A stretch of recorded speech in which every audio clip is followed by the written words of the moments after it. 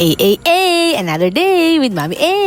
Pag uwi ko nga galing office ay wala na akong gagawin. Hihiga na lang ako at magpapahinga. In my dreams. Pero in fairness, nakapag-urong na si Daddy J. Nakakain na din sila ng mga bata kaya iaayos ko na lang tong mga pinag-urungan niya. Lumabas nga niyan si Daddy J kasi may practice game daw yung mga kaibigan niya. Hinayaan ko muna siya at nang mapahinga na may tenga niya, abay kawawa naman ang Daddy J. Maghapon ba naman kasama yung mga bata? Sa sigawan at iyakan lay matutulig ka na talaga. Sa totoo lang mahirap talaga yung ginagawa niya. Kung minsan nakakadagdag pa ng pagod yung pag-aaway ng dalawa. Madalas kasi nag-aaway si Dico at si Bunso. Kundi nag-aagawan sa iisang laro sa remote o kaya na may gusto lang talagang nilang magbugbugan. Natural naman sa magkakapatid yung nag-aaway, di ba? Parang kaming magkapatid. Shoutout nga pala sa nag-iisa kong kapatid na pogi. Baka naman. Pero di ba totoo? Nung mga bata tayo, hindi talaga tayo nagkakasundo sa lahat ng bagay. Pero pagtanda natin, tayo lang din talaga yung magkakakampi at magkakaagapay sa lahat ng bagay. Yun ang pangaral ng nanay at tatay ko sa aming magkapatid. Kaya yun din yung sinasabi namin sa mga anak namin.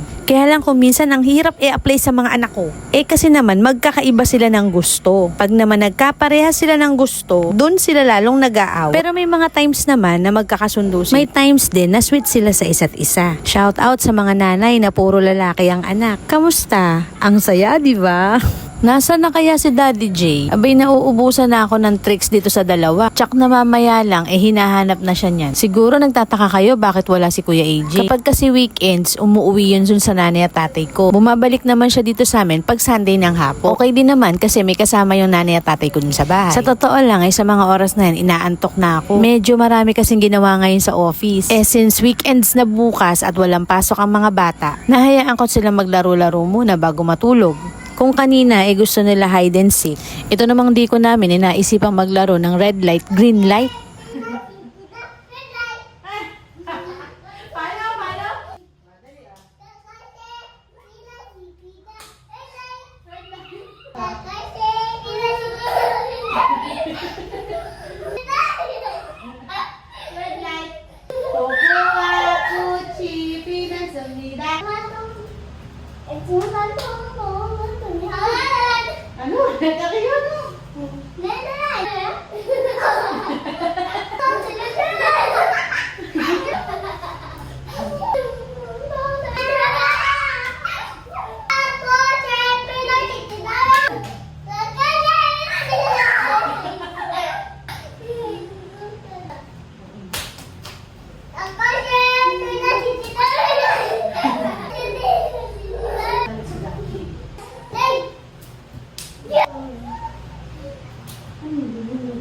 O di napagod kayo no. Maya-maya nga napatulog ko din sila. Dahil napatulog ko na yung mga bata, ito naman yung babe time namin ni Daddy J.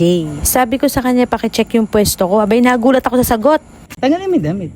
Tagalin ko daw. Ay, yung kamay mo, hindi naman. Abay Daddy J naman, hindi ka pa nakakainom at hindi ka pa nalalasing, damit na agad ang tatanggalin. Sensor! O wag kayong date lang to, wala kaming gagawin. Ewan ko lang pagkatapos. Char! Bahala na kayo mag-isip, basta kami magde-date muna. O siya, that's all for today. Ito nga pala si Mami A.